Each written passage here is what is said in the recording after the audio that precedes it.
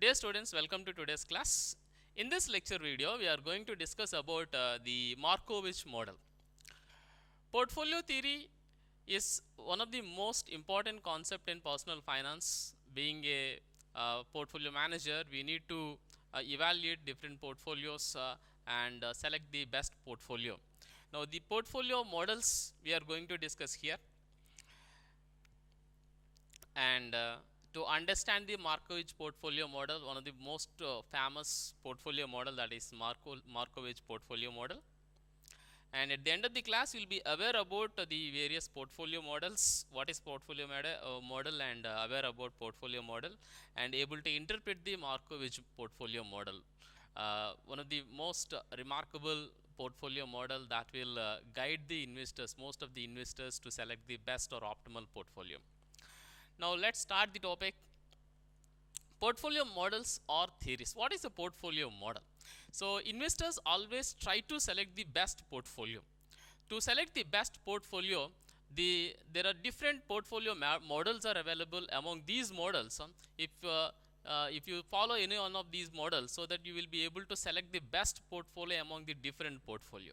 Let's consider a small example for the importance of portfolio model, that there are different mutual fund companies are offering different mutual fund schemes to various investors. Now, say for example, you would like to purchase one particular mutual fund and you don't know whether the portfolio that is followed by your portfolio manager is a better one or not. Now, you need to know about what is the optimal portfolio in this case. Now, the portfolio models are going to guide you to select the optimal portfolio among different portfolios that you prepare or else that are already available. And in this total portfolio models, the Markovich portfolio theory or portfolio model is very much popular and has its importance for the selection of portfolio models. Now let us discuss about this Markovich portfolio model. And Markovich model was introduced by Harry Markovich in the year 1952. And it's a portfolio optimization model wherein you will be able to select the best portfolio or optimal portfolio among different portfolios that are available for selection. And he started his idea of thinking about the risk and return, the nature of investors who always think about selecting the best portfolio or else what we call the low risk portfolio for higher returns. So in this case, always investors try to prefer the best returns out of the what we call minimum risk that we take. So the nature, that is what we call it as a risk aversive nature. So this risk aversive nature has been understood and put in the keeping in the mind, and the portfolio model was suggested by the Markovich portfolio theory, and based on this, any investor can select the optimal portfolio. And his model assesses and selection of the most efficient portfolio by analyzing various possible portfolios of given securities. So there are number of securities that are available in the market, and based on the number of securities, we can develop number of portfolios, and out of these portfolios you will be able to select the best portfolio using this Markovich portfolio theory. Now let's get on to the topic. Now, before going to the theory, now let's discuss about the assumptions of portfolio theory, this Markovich portfolio theory. Investors are rational and behave in a manner as to maximize their utility with a given level of income or money. Every time investors would like to maximize their returns for whatever money that they invest. So means always investors try to maximize their returns. Investors have free access to fair and correct information on the returns and risk. There are different returns, and there are different what we call combinations of returns and risk. And here you will the investors have the free access to such kind of correct information about risk and returns of the different securities. What amount of risk is involved when I invest? what kind of return that can I expect when I invest. So this kind of information is very much known to the investors, and that is also for free of cost. And the next assumption is the markets are efficient and absorb the information quickly and effectively. As we have already discussed at this point in efficient market hypothesis, the markets are efficient. Means the information is already absorbed by the market by the time or by any instant time that you take it. So markets are efficient and absorb the information quickly and perfectly, even when the market, when the information is available to the investors, they receive the information, and accordingly they will perceive, they will interpret that information into markets. And then investors are risk averse and try to minimize the risk and maximize the returns. Another important assumption is every investor try to minimize the risk and try to maximize the return. Investors base decisions on expected returns and variance or standard deviation of these returns from the means. So the expectation of the investors decisions are mainly based on the expected returns, how much return that I can expect in this particular investment, with the variation of the mean from the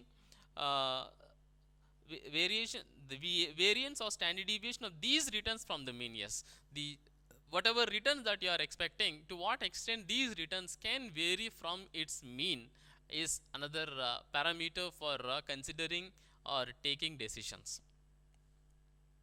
Investors choose higher returns to lower returns for a given level of risk. So always investors choose higher return to lower returns, means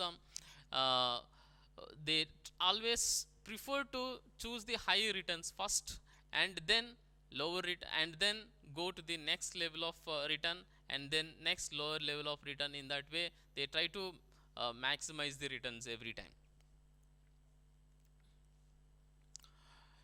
Now the first concept in this Markowitz portfolio theory, that is maximize return, minimize risk. So every rational investors always try to take a decision based on the concept maximizing the return and minimizing the risk. So always try to maximize the return with a minimized risk. Now return is considered as the price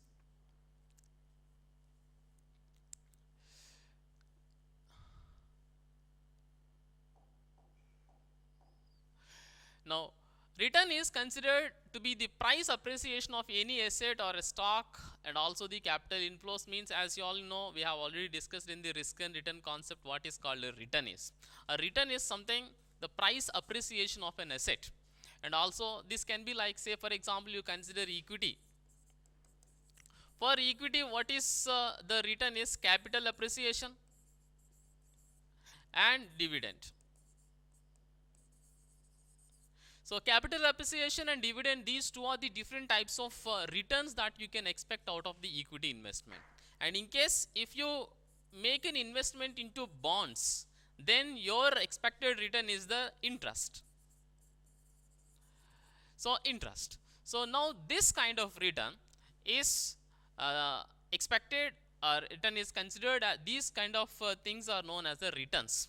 And then risk is evaluated as a range by which the asset's price will on an average vary, or known as a standard deviation. Means what kind of risk that a investor will look at is to what extent the return will vary from its mean. So to what extent the return of a particular asset will vary from its mean is considered, which is nothing but a risk. So we call it as a risk. Now a risk is nothing but the variability of the return from its mean. From its mean, to what extent the return is varying is considered as a standard deviation, which is again nothing but a risk. So while you are investing in the stock market, in any particular asset, you will look at the return and you will look at the risk. That is what the investor will look at while investing. Now, if the if an asset's price has 10% 10% deviation from its mean and an average expected return of 8%. So now here we have taken an example. Let's say return is 8%, and in case if standard deviation is, let's say, 10%, so deviation from its mean is 10% and the actual return is 8%. So now what is that we could understand from this is returns of this particular kind of asset, I mean expected returns out of these particular kind of assets would be, on the positive case, we can get a maximum return out of this particular thing is 8% plus 10%. So which is equal to 18% return can be expected out of this kind of out of this particular return investment. And the negative side you will get 8% minus 10%, which is equal to minus 2%. So on the downside you will see either 2% return, on the upside you will see 18% return. So that is what, see, to what extent the return is varying from its mean. So how far this particular return is varying from its mean is considered as a standard deviation, and that will let you know on the risk of investment. And it's important to understand the risks, that is necessary concept, as there would be no expected reward out of it. In case the risk is not considered by you, in case if you don't think about risk, so then you cannot expect return. Return cannot be expected if you don't consider the concept of risk, because every investment has risk. So if you are not ready to take up that particular risk, so you are not entitled to go for a return. Now, in a practical application of the Markovitch portfolio theory, now let's assume two portfolio. Let us consider a practical application as how the Markovitch portfolio theory is going to help the investors. Now let's consider a small example. So in this example, we have considered the portfolio A and portfolio B. So for your convenience, I am writing here portfolio A and portfolio B. We are considering this. These two portfolios are considered. Now, on an average, both the portfolios are giving the return 10%. So 10% return, right? Now, the portfolio A has a risk or a standard deviation of 8%. So risk, or SD, we call it as standard deviation. So of portfolio A is 8%. So means it simply it simply tells us that there is a mean deviation that is 8%. And then for portfolio B, the mean variance is 12%.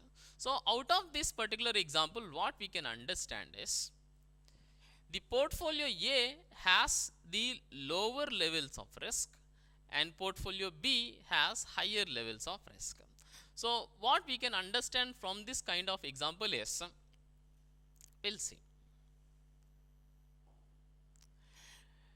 From this example, what we can understand is portfolio A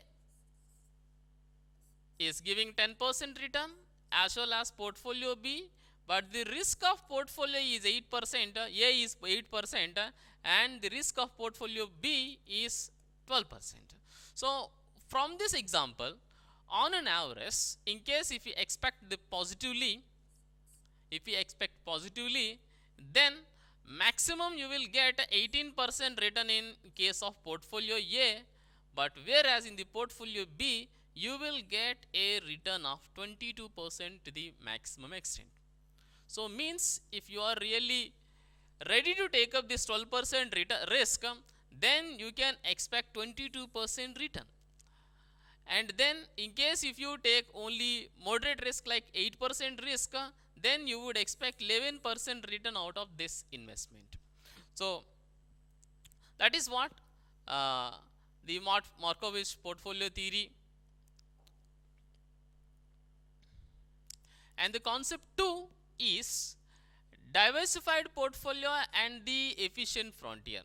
Now let us discuss about the diversified portfolio and the Markovitch portfolio theory. So in the theory, Markovitch postulated that the diversification should not only aim at reducing the risk of a security. Now, so as a basic assumption of portfolio theory, investors always expect a higher returns. Always try to expect lower risk. They always try to minimize the risk. They always try to maximize the return. So the portfolio theory also going to suggest as how to minimize the risk and how to maximize the return. And in this Markovitch portfolio theory, reducing its variability or standard deviation, but by reducing the covariance or interactive risk. I'm going to highlight this.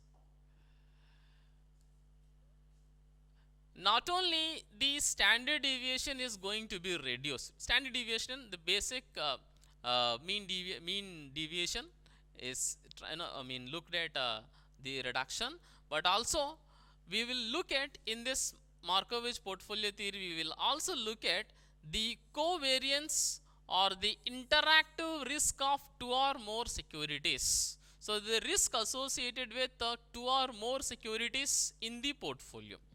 So now how the risk of covariance, how the covariance of two or more assets in a portfolio will be considered, and by combination of different securities, the combination of different securities, and it is theory, it is possible to reduce the risk by risk varying from 0 to infinity. Means simply if you let us consider a kind of portfolio where 10 different stocks are there in a portfolio. Now let us consider some of the stocks are FMCG, some cement, some IT, some petrochemicals, some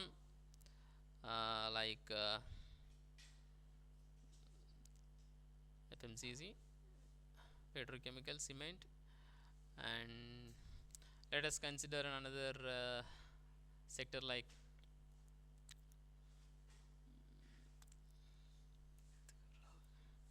petrochemicals, IT, and like this we will have different portfolio, different industries.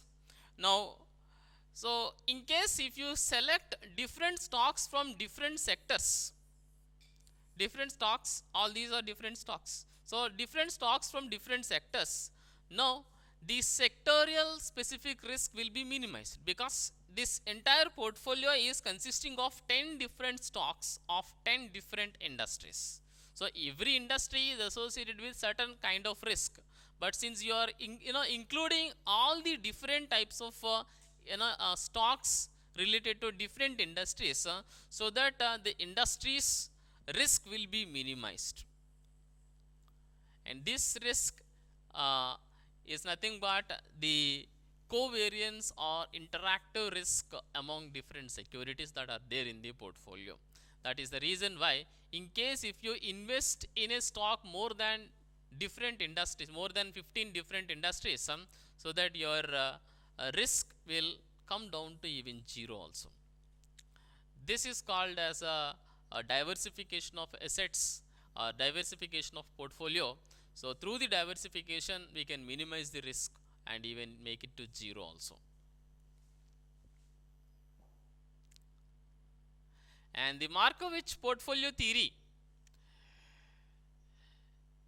diversification attaches importance to standard deviation to reduce it to zero. So now in this Markovich portfolio theory, we are going to make the diversification because we are applying the diversification and trying to what we call making the risk, diversification risk, to zero, and if possible covariance to have as much as possible negative interactive effect among the securities within the portfolio. That's how we are going to select the portfolio, as the covariance exists between the portfolio, between the different stocks which are there in the portfolio, are also considered to be less risky. And also coefficient of correlation to have -1, that is negative, so that the overall risk of portfolio as whole is nil or negative. So finally we are considering the covariance, and means the risk among the securities, and also standard deviations risk specific to the security, and we are trying to minimize the risk by aligning the securities in a different with a certain combination. So in this way we are trying to make the entire risk zero. So this risk is nothing but a unsystematic risk, because systematic risk cannot be minimized, or the systematic risk cannot be eliminated, but the unsystematic risk can be eliminated in this way, okay, by the Markovich theory.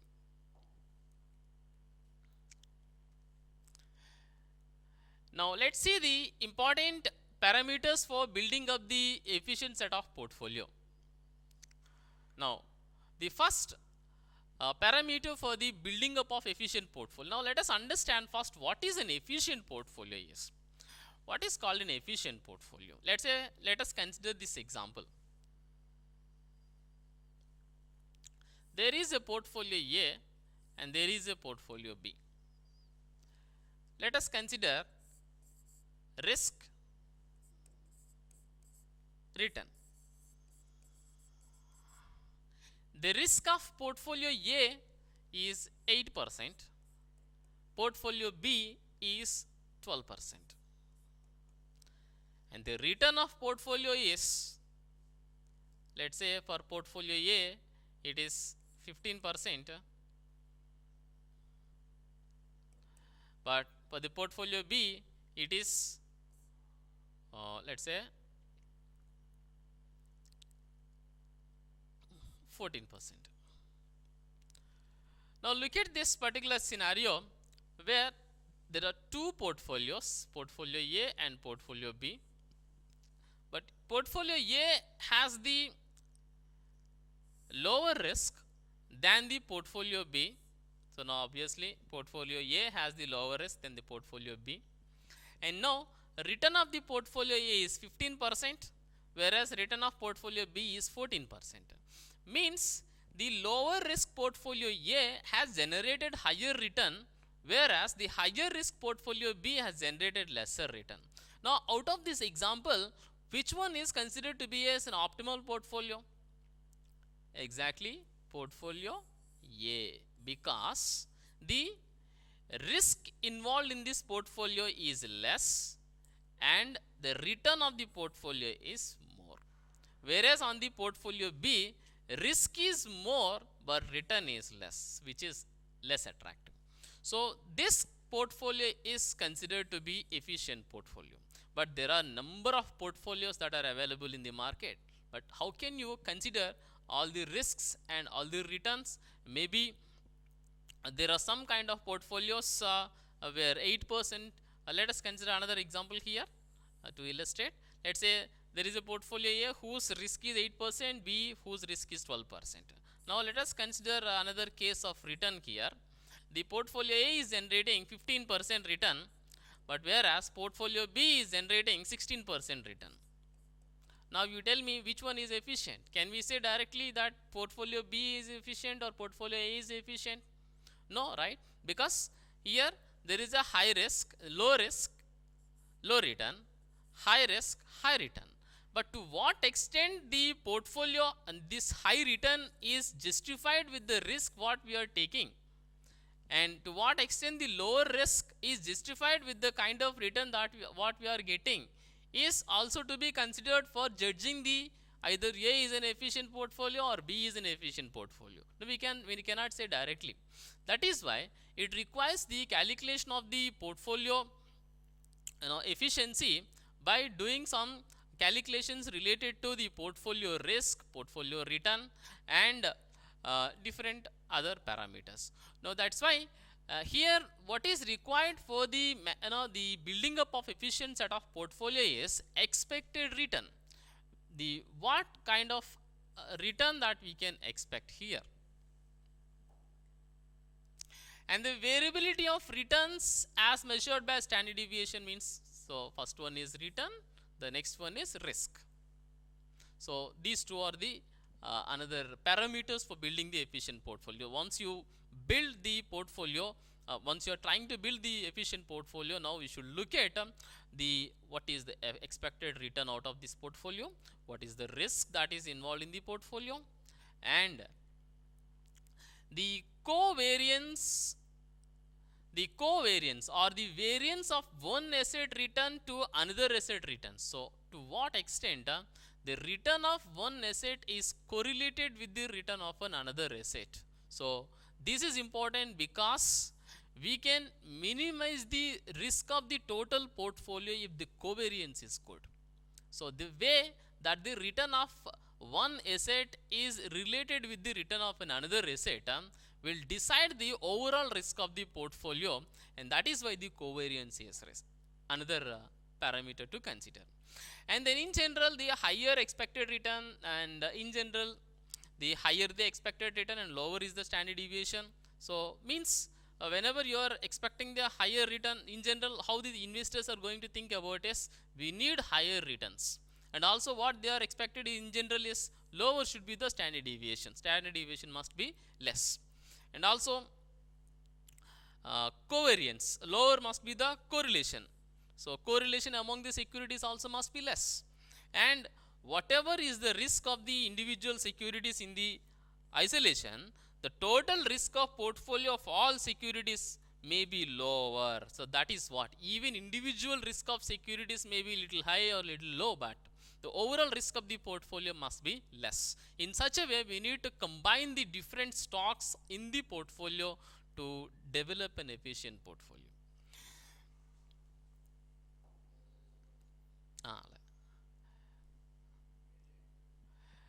The efficient market frontier.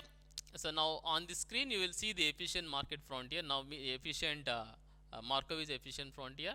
So means on the screen you will see how to select the best portfolio. So by the Markowitz portfolio theory you can see where does a efficient portfolio lies in. Now for this we will have to have a thorough understanding about different things which are involved in this particular graph. So on the x-axis we have taken standard deviation, which is nothing but the mean variance, and then on the y-axis we have taken the expected return. So what is the expected return when we invest our money in this portfolio? So that is what, so standard deviation and expected return. Now depending upon the standard deviation and expected, so what is the relation? So which is nothing but this is return, this is risk. So now investors always take decisions or consider a particular portfolio based on these two parameters, right? Risk and return.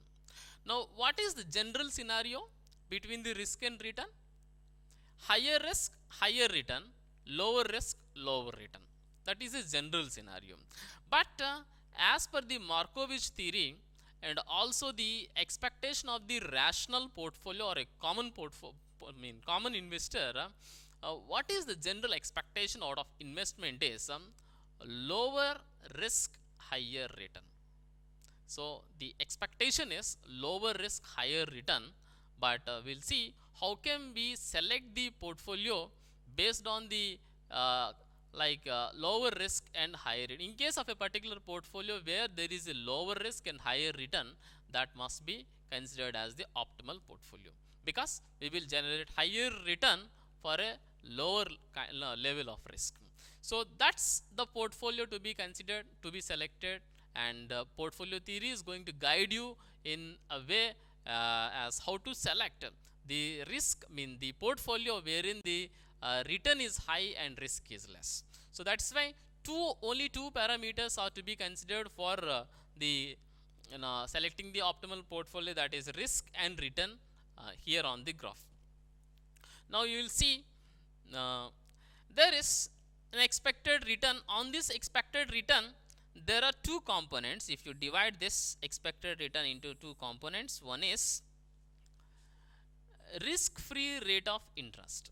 So risk free means whenever you are making an investment, there is a risk free rate of return. So means even if you invest in the bank, your portfolio must your assets must generate a minimum return, right? So when you invest your money, a banker will give you 5% or a 6% rate of return without having much risk. That's why so comfortably you will get this 5% or a 6% return without investing into aggressive risky assets.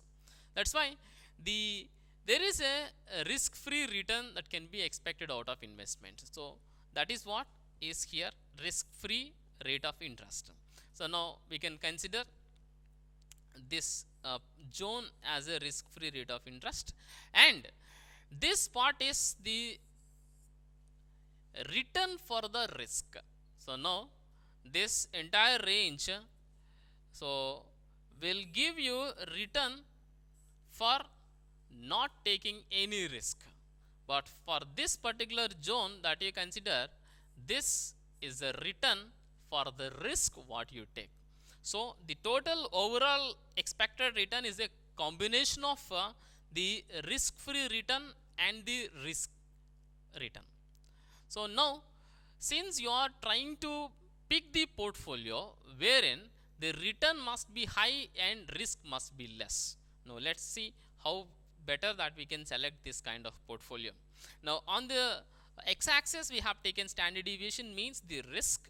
So as we go from left hand side to the right hand side, the risk of the portfolio is going to increase, and on the left side and the expected return side, from lower the bottom to the top, the return is going to be increased. Now the graph is very simple. You expect a higher risk. For the higher, let's say consider any portfolio here, so where there is a higher risk and there is a higher expected return, and remember this is an expected return, not a realized return. So now when you are when you take the higher risk, then you can expect higher return. So that way. Now let's see the different portfolios that are available here. Now let us divide this entire graph into 4 parts.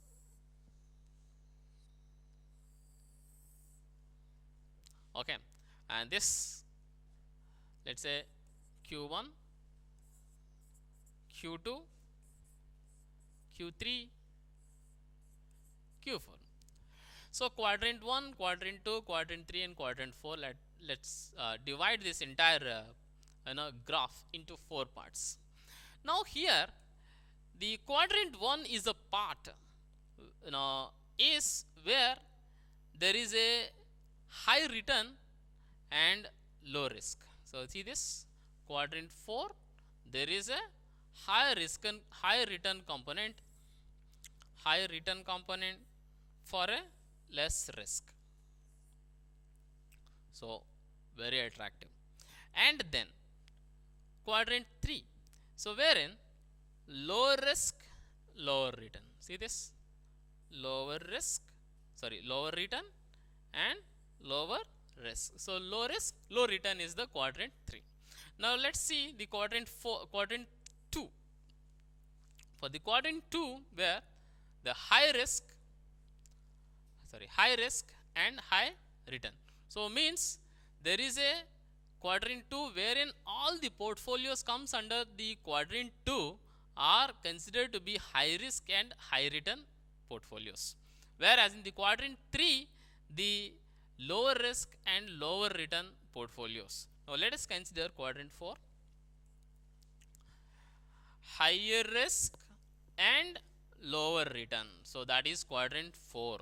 Now let us consider the case of different portfolios here, Q2, Q1, Q2, Q3, Q4. Which one is the kind of portfolios will never be selected by the investors? Now tell me which one is the portfolio can never be selected by the investors? Exactly, Q4, because where the risk is high, return is less. See this, risk is high, return is less. Whereas the Q2 and Q3 are kind of portfolios where there is a risk and return are in balanced.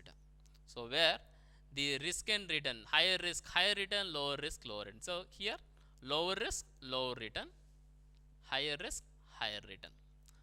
Clear? No.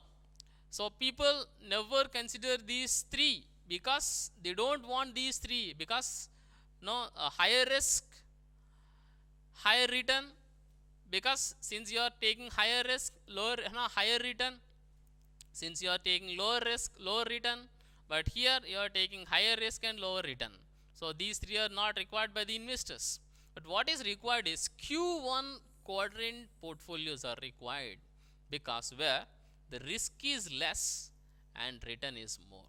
So now efficient portfolio means the efficient frontier is going to guide you as how to select the portfolios in this quadrant. Now let's see the efficient frontier.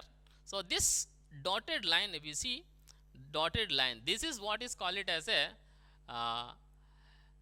the best possible CAL.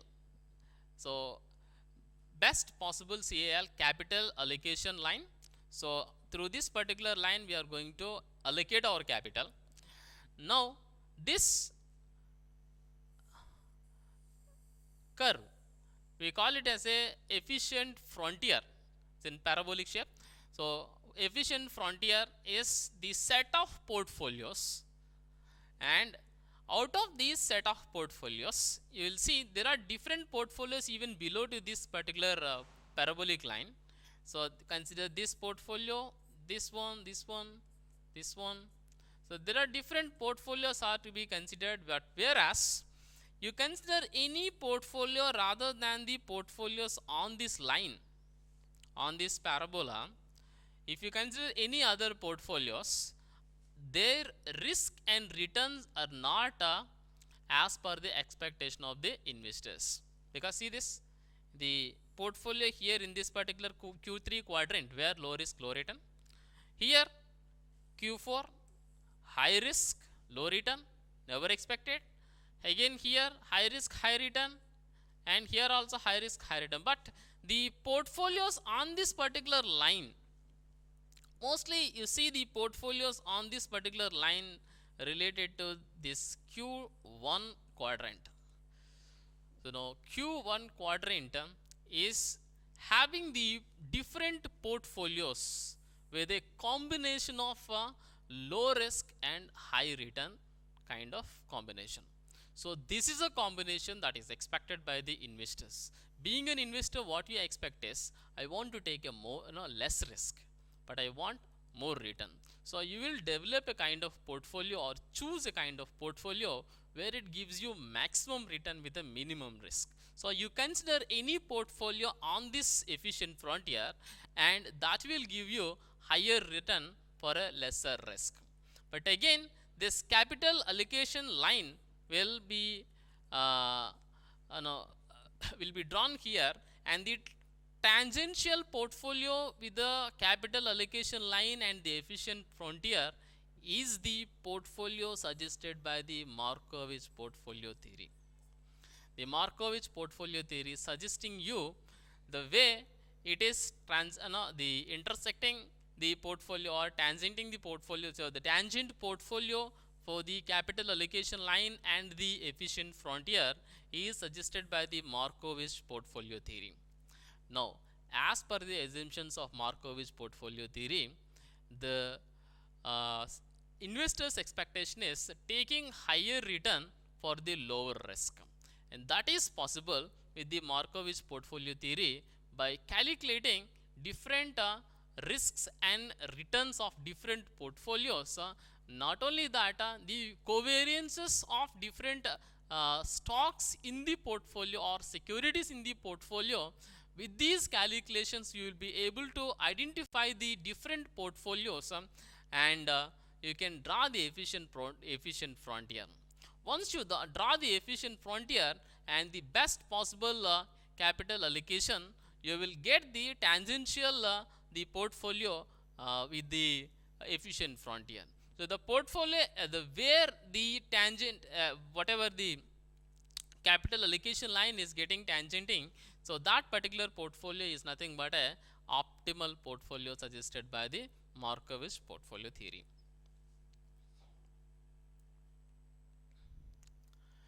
Now, what is this efficient frontier?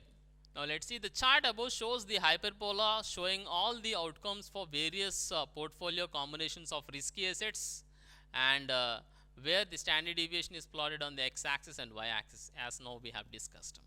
And the straight line, that is capital allocation line, represents a portfolio of all risky assets and risk-free asset, which is usually AAA rated government bonds. Simply to say that the risk-free rate of return is obtained from the very highly what we call recommendable investments for the best possible what we call assured return.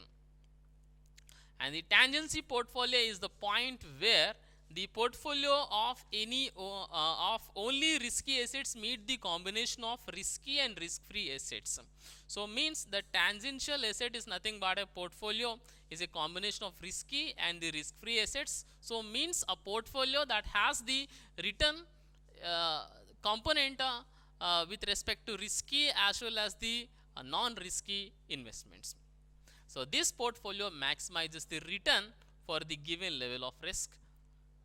And also portfolio along the lower part of the hyperbola, as we have discussed earlier, will have the lower return and eventually the higher risk.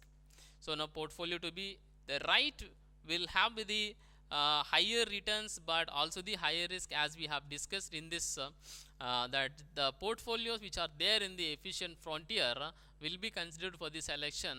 And also when you consider the capital allocation line, the tangential portfolio is considered to be the optimal portfolio. Now let's see a small example for the selection of portfolio, as when you calculate the risk and return of different portfolios, including the individual risks of different securities, then you would be able to what we call consider the best portfolio or optimal portfolio. Now let's consider this particular example where the Markovitch introduced the term risk penalty to state the portfolio selection rule. That's what. So risk penalty, to what extent the risk is going to affect your return, and that is considered to be the selection criteria. And the portfolio, if risk adjusted rate of return is high compared to the other variable securities, and this risk adjusted rate of return is calculated as expected return minus risk penalty. Expected return minus risk penalty, that gives you the adjusted return utility, risk adjusted return utility. Now you can see the portfolios of A to J, A, B, C, D and so on J, and portfolio return, so which is nothing but a expected return of portfolio, 10%, 8%, 25% as such. Now the risk percentage, what is the risk mean difference, mean deviation? So that is what, 15, 20, 25 as such. Risk penalty, so risk penalty is nothing but the portfolio selection rule. So that is what a risk penalty. And then portfolio utility, so portfolio utility is nothing but a expected return minus risk penalty. So now expected return is 10% and the risk penalty is 7.5. So the expected return minus risk penalty will be the portfolio utility. Now when you calculate the portfolio utility, now you will get different portfolio utilities. Now depending upon the risk, the portfolio utility, we can rank the different portfolios. Yes, there are different portfolios A, B, C, D, and so on J.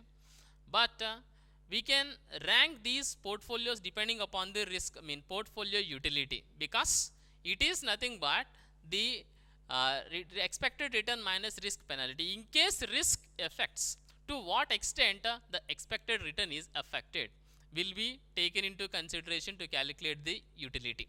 Now, when it happens, then what is the maximum possible return that is there with among all these portfolios is portfolio G. See this, the portfolio G is giving having 9.37 the risk utility, and then D, F. So as in this way the ranks for the different portfolios are being given.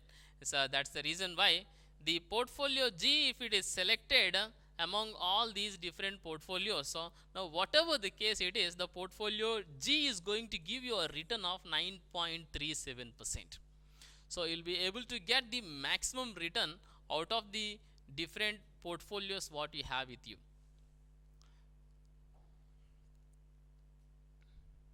Now let's conclude the topic by saying the Markovitch theory on the portfolio selection has laid the foundation for the modern capital market theory. Even today also, for selecting the different portfolios among the different portfolios that are available, for selecting the best portfolio, they're applying the Markovitch portfolio theory. And the his treatment of portfolio selection is as a problem of utility maximization under conditions of uncertainty was the path breaking contribution when resulted in a revolution in portfolio management, of course. And this is what is considered as a revolution in the portfolio management theory, because we are able to select the best portfolio out of the different portfolios based on the even conditions of even uncertainty as well. And the capital asset pricing model of William Sharpe was built on the model of portfolio choice based on the Markovitch model. Based on this Markovitch model only, the capital asset pricing theory was being built, has become popular in the financial markets for the pricing of assets. Now let's take a small quiz on this particular topic. So as an assumption to Markovitch theory, investors have free access to fair and correct information on the returns of on the return and risk. Do you agree with this statement? Is it true? Yes, it is true. And as an assumption to again Markovitch theory, investors choose lesser returns for a given level of risk. Yes, lesser returns to lesser returns for a given level of risk. No higher returns to lesser returns will be for a given level of risk. It is false. And the Markovitch model introduced by Harry Markowitz in the year 1952. And as per the Markovitch theory, the tangent portfolio is considered as portfolio efficient portfolio. So that's what the today's class. Hope you would have understand the Markovitch portfolio theory. Thank you very much.